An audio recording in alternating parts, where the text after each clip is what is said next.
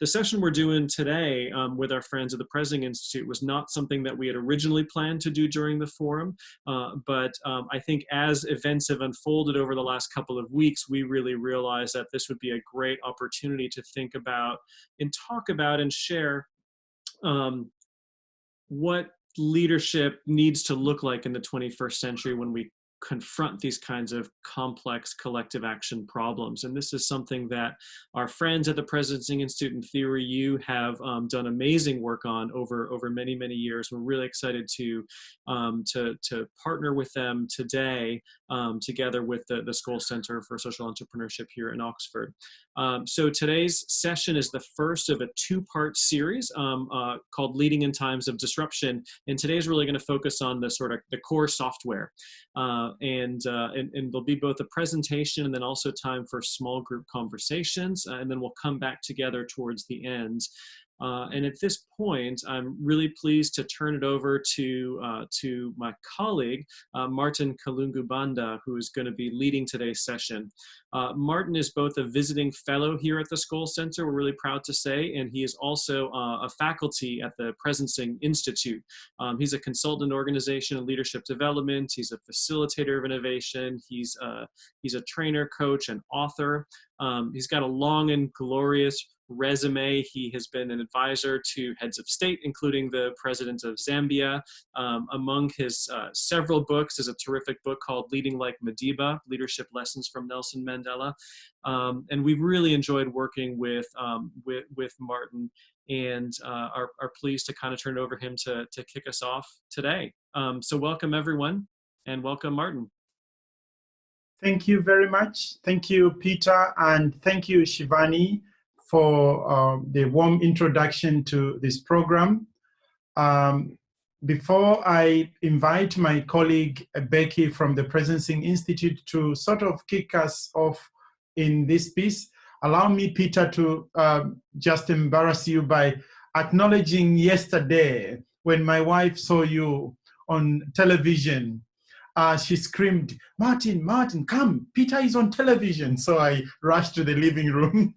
And thank you for clarifying so many issues around the coronavirus and the awareness that we need to truly be ready to fight the pandemic and beat it. I did enjoy your sharing. My name is Martin Kalunga-Banda, as Peter has said,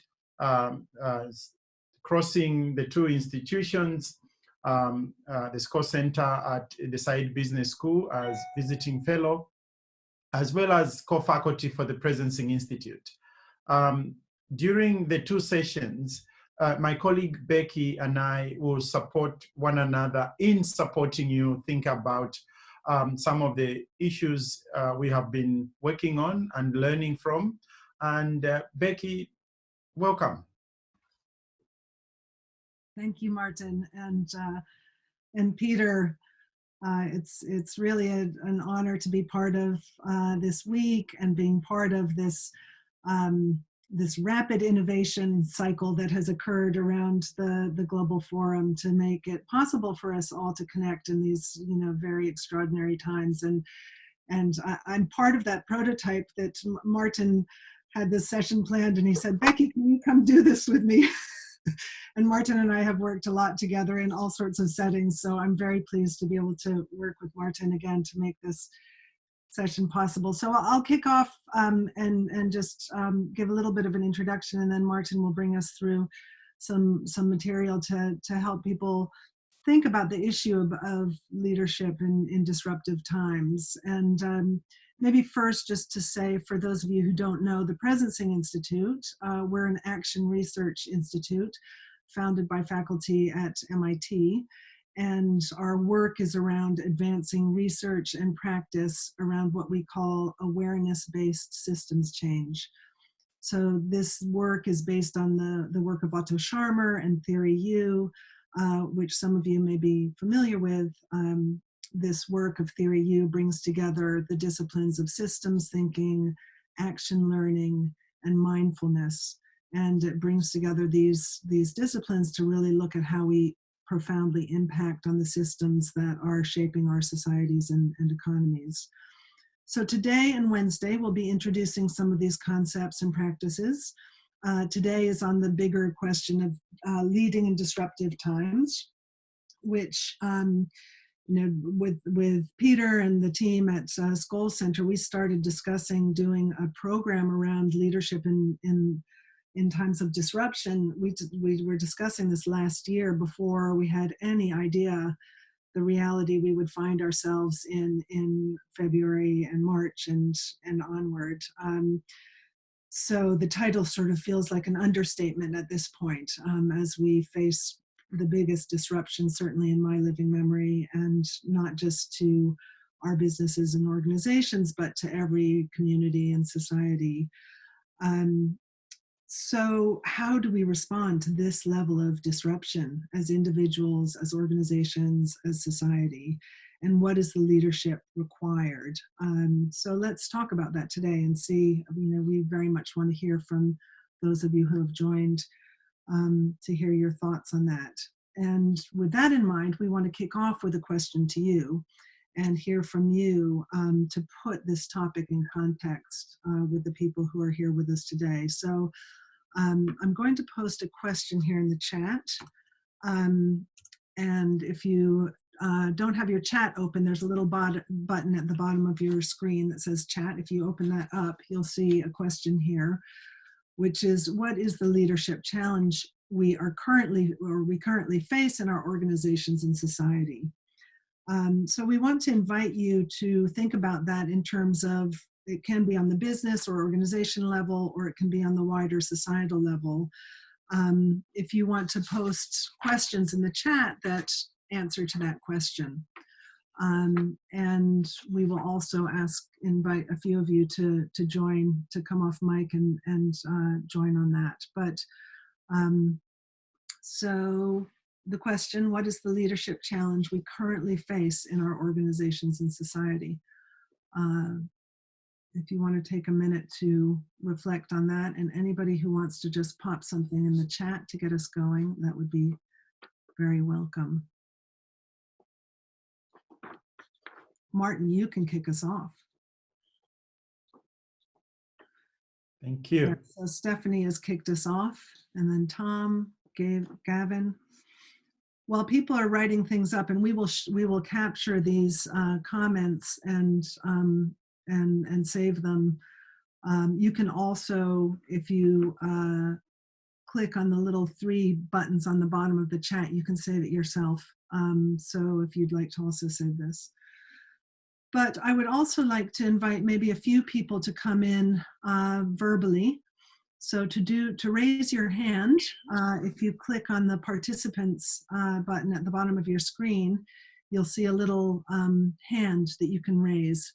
And that will allow me to see that you would like to come in and share some thoughts verbally with the group.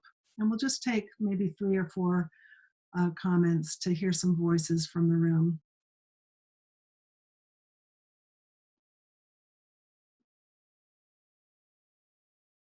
Any brave participants who want to let us hear your voice today? Becky, there are a lot that are coming up in the chat that people are typing in. Yeah.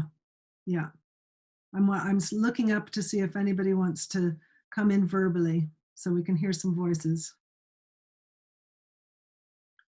We're having issues of trust, issues of empathy, whether this is quite a few about whether this is a turning point around how we could move into a different sort of future, our fragility, how to think long term, more on trust. Making the best decisions we can with very incomplete information. We are having a big discussion about this today, about how quickly the information changes. So you try and make a decision based on what you know now, but within even a couple of hours, it can change. So that need for adaptability is so intense right now.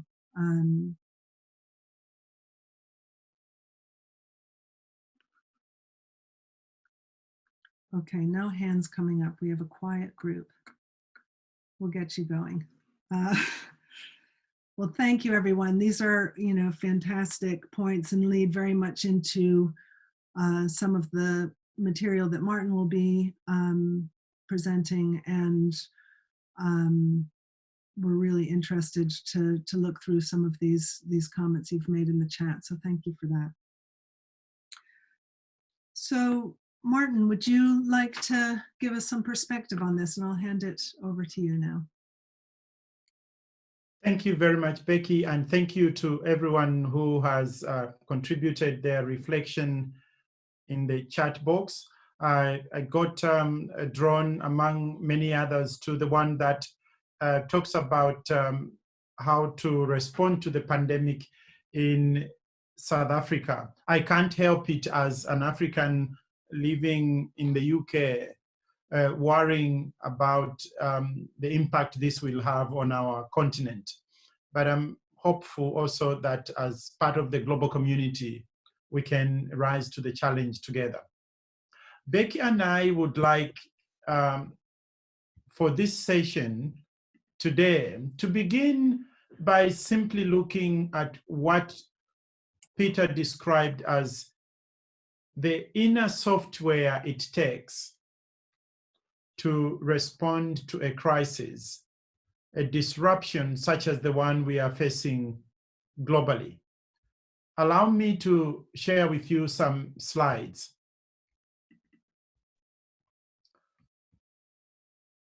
So in the Presencing Institute, we work with the framework called Theory U. Many of you would be familiar with this.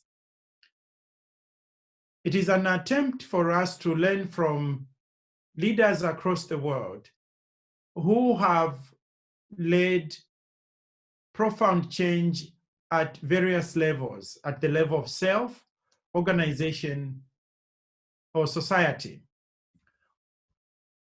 First of all, this work holds on to the following assumptions. One, that you cannot understand a system unless you change it, by Kurt Lewin. In the process of working to change a system, then you begin to truly understand what it is. Standing aloof, you will have an impression, but it won't be at the level of understanding it as when you are in the process of seeking to change it. Second, you cannot change a system unless you transform consciousness. The consciousness that, as you know, helped us to create the challenges we confront, the problems we are facing, usually is not the same consciousness that will allow us to provide solutions. We will only change systems when in the first place we change our consciousness. And that you cannot transform consciousness unless you make a system see and sense itself. This is what forms our work in the Presencing Institute, encapsulated in Theory U. We have to learn to enable systems to see and sense themselves. When we do that well enough, the process of change at some point becomes as natural as breathing. One image which you find familiar is this one, that leaders, wherever we are, change makers, innovators, we quite often shoot for the stars. We rally our troops, our colleagues, friends, our organizations to aim high. And that is as it should be. But in the process of change, we should also focus on knowing the world out there, not as we want it to be, but as it is. Important as that is, shooting for the stars, knowing the world out there as it is, equal to that, if not more primary, is knowing self. The capacity to bend the beam of observation on the seer, the capacity to bend the beam of observation on the self. This is often easier said than done. In the process of changing our organizations of self, of whatever system we are working with or seeking to shift, we need in the first place to bend the beam of observation on ourselves. So when we as individuals, we as organizations, or humanity even, like in the current circumstances, are confronted by disruption, quite often there are two ways in which we can respond. These are the following. We can choose to respond from a position of closed-mindedness, powered by ignorance. We can choose to respond from closed-heartedness, inspired by hate. We can choose to respond from closed will because we are driven by fear.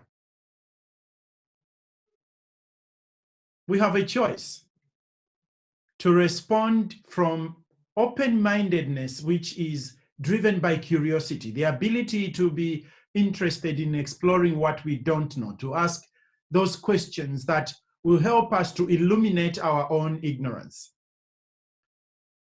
To function from an open heart, powered by compassion, the ability to connect with the feelings and perspectives of other people.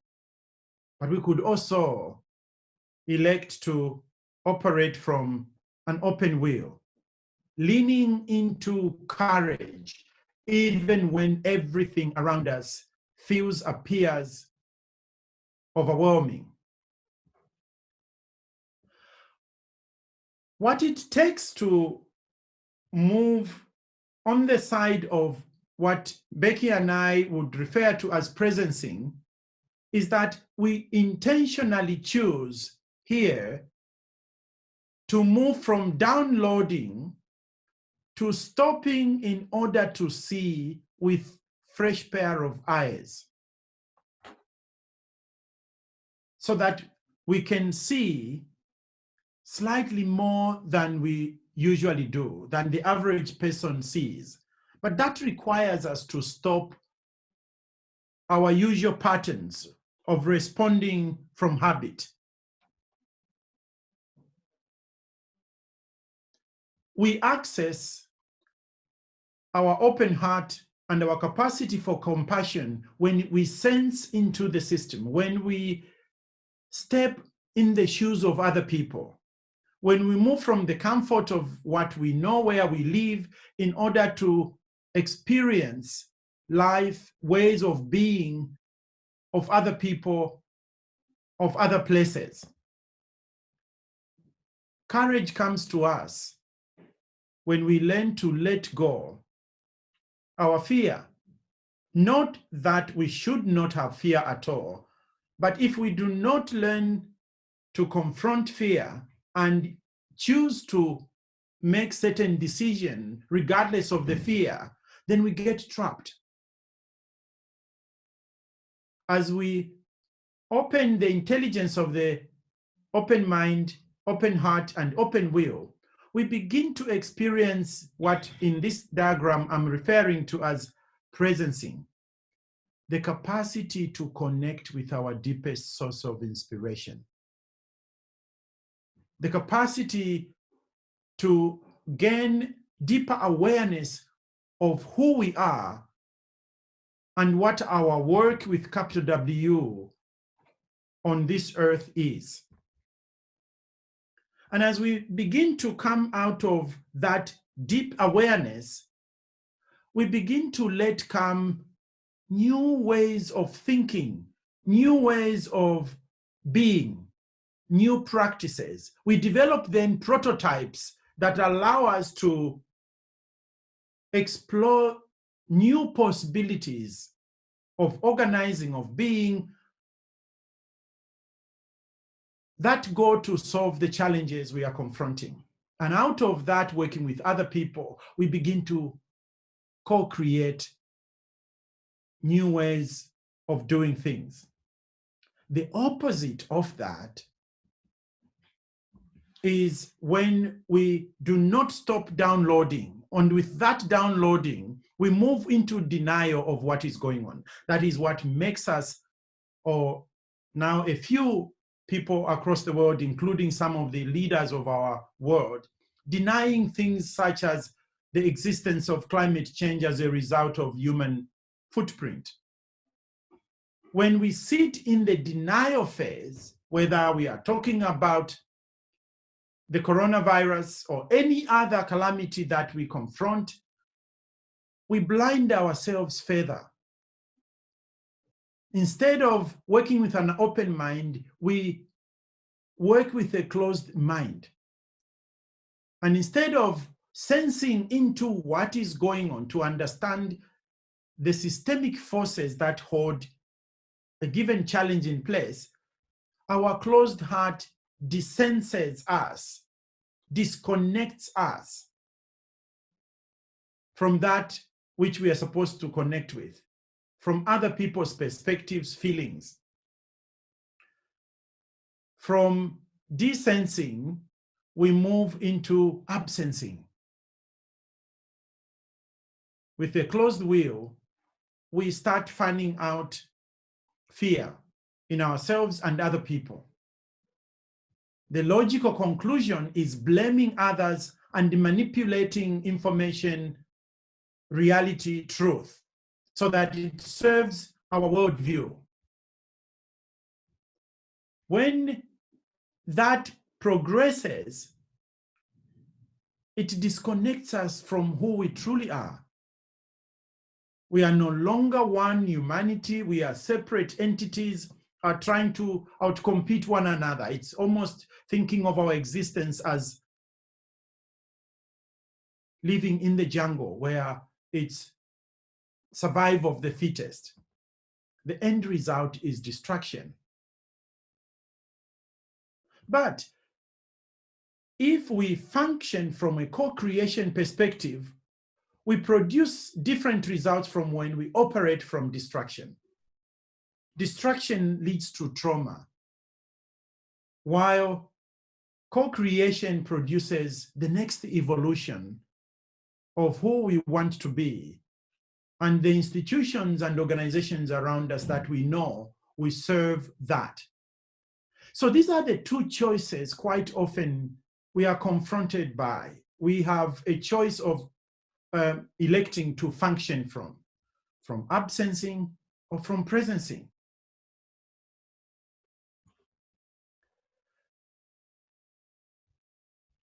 Our picture of what systems thinking is as basic as this. You, the change makers, innovators that are in this conversation, will appreciate that there are three main critical challenges we confront as humanity. One is the ecological divide. We are living as if we are separate from nature. If we were to continue our current patterns of consumption, we would need 1.8 planets to survive. And at the same time, we are experiencing an acute social divide, the artificial separation of ourselves from others. And that's why we are seeking to build walls to create the difference between them and us. fortunately, in a way, in a very unveiled way, the challenge we are facing now has given us a clear sign that we are not as separate as we tend to think.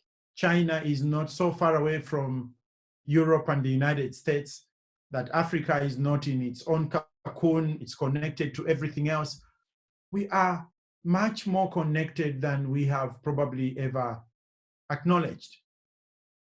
But we also see a situation where we are experiencing spiritual divide, simply meaning when we experience reduced meaning in life, when we experience ourselves not fulfilled,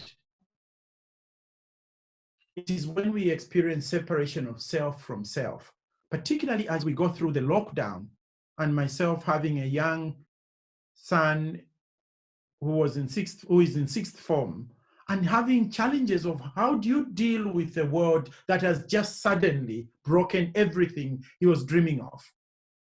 But it's not unusual now for even us as adults to worry about what is going on for us. We could spend time trying to stamp off the tips of those icebergs. But the real deal actually lies in seeing what is below the waterline.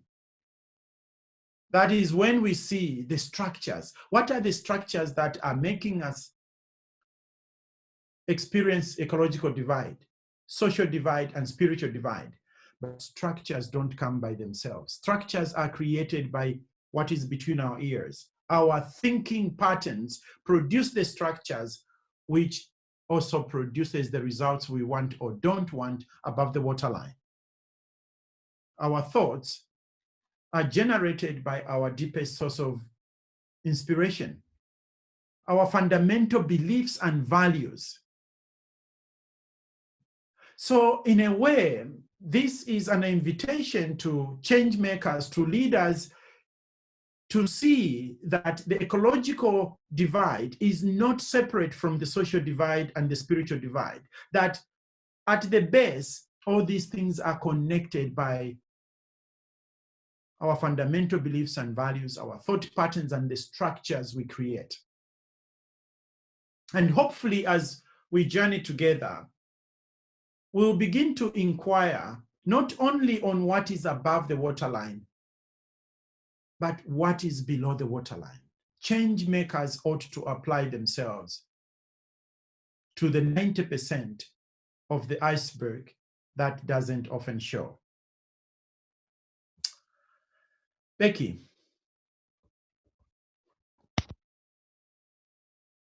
Thanks, Martin. Some interesting material there. Thank you very much. And in the session on April 1st, which is the second part of this series, we'll be introducing Theory U as a framework and how this all applies to leading in disruptive times, and a set of tools that we can offer in relation to that. Today, we wanted to introduce one tool that we believe is probably the most important of these in times of disruption, and it's a tool called the levels of listening. We introduced this tool because we believe that to understand and learn from systems we are trying to influence, to access the below the waterline, as Martin was discussing, the critical skill for individuals and teams is to deepen our capacity to suspend our assumptions and to listen deeply to what's happening in the system, both in the past, what we know from the past, but also what is potentially emerging in the future. So I'm going to introduce this tool and share a slide here.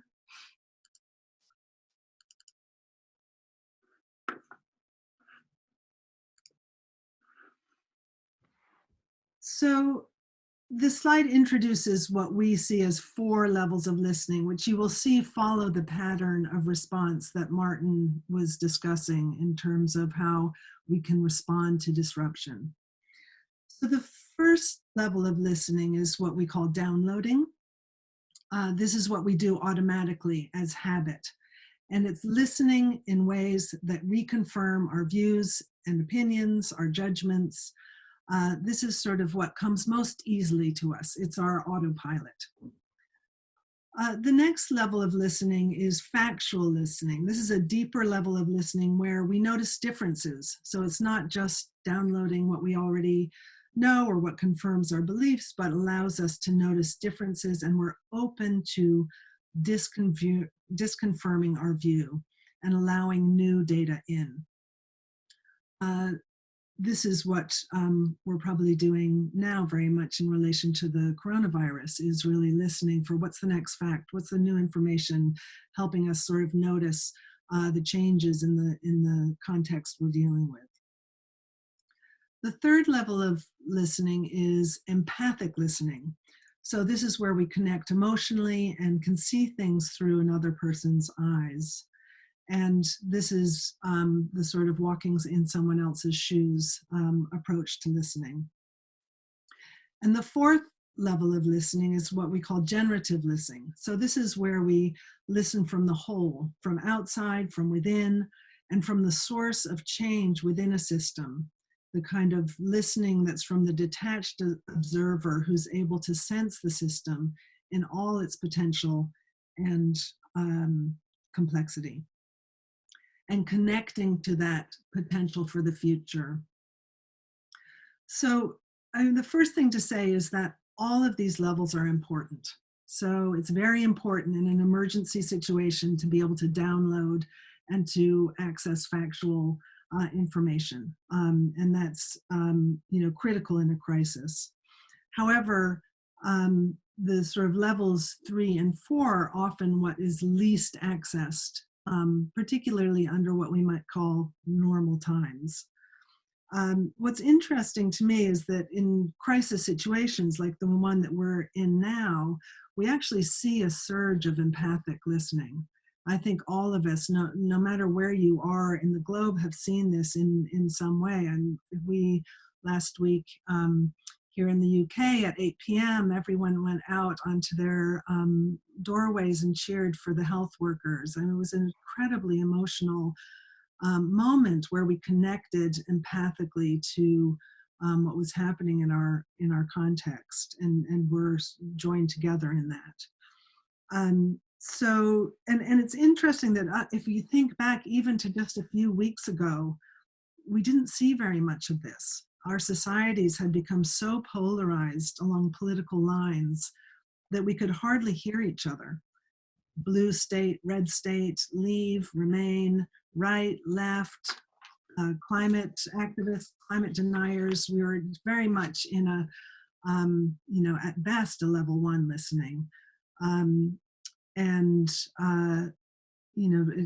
times of crisis is when this sort of new possibilities start opening to deepen our capacity to both listen and observe the reality we're in. And this, I just wanted to sort of reflect back a bit about this moment.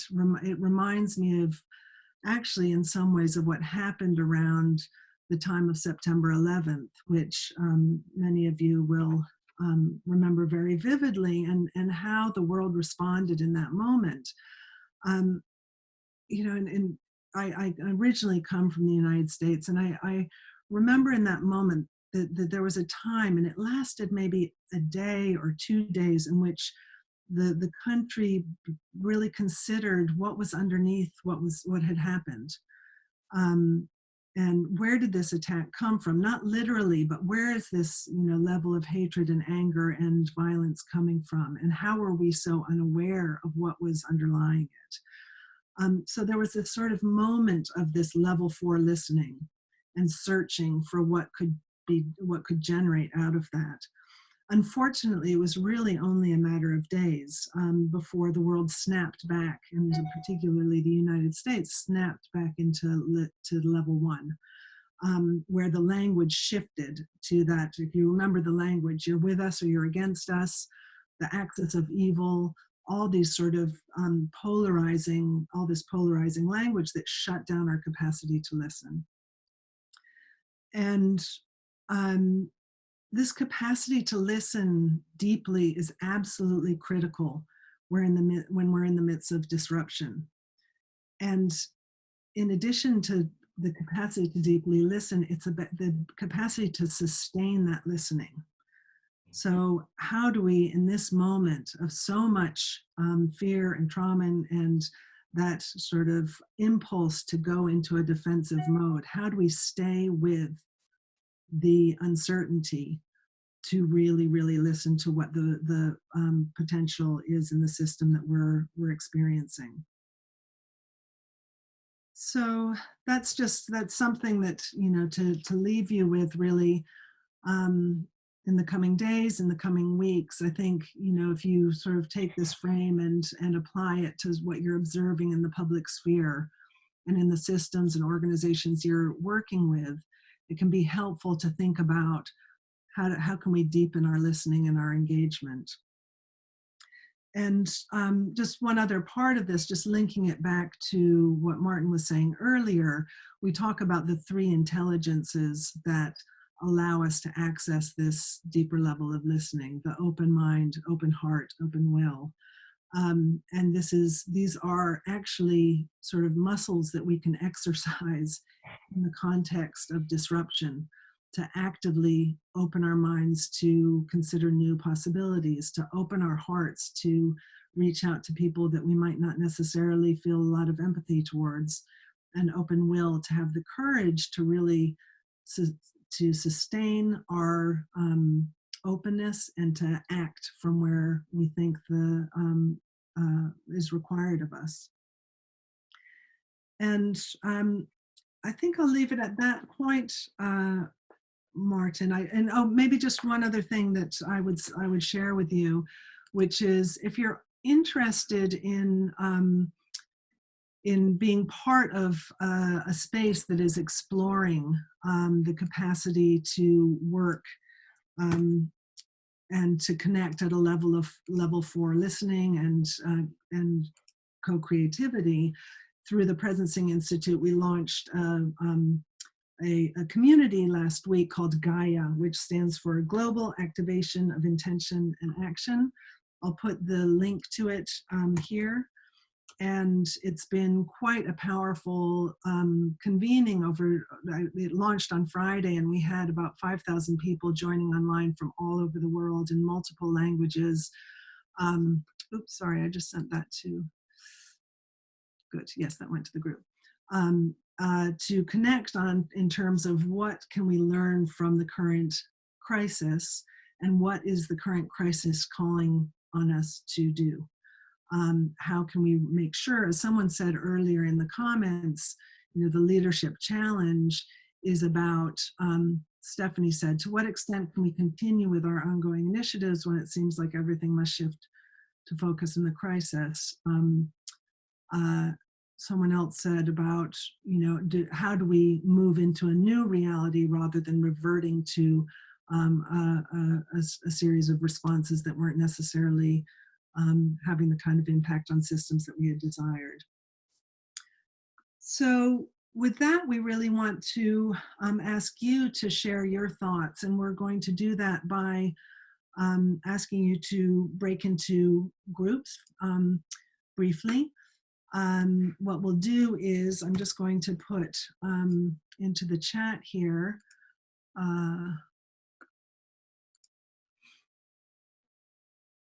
the link doesn't work for you. Okay, when you come back, I'll make sure the link works for you.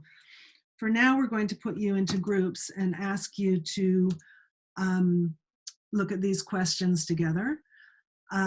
So you just, first of all, you'll see a little button come up on your screen. It will be pointing you towards a group. You'll join that group. And in your group, if you can briefly share your name, your location, and something about your organization or work, very briefly. And then 2 questions. How do these frameworks apply to what is going on in the world currently? And what questions have sparked for you?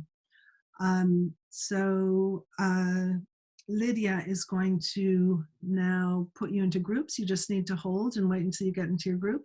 And we'll see you back here in about 15, 20 minutes or so. So you'll have about 5 minutes each to share. So we look forward to seeing you when you come back.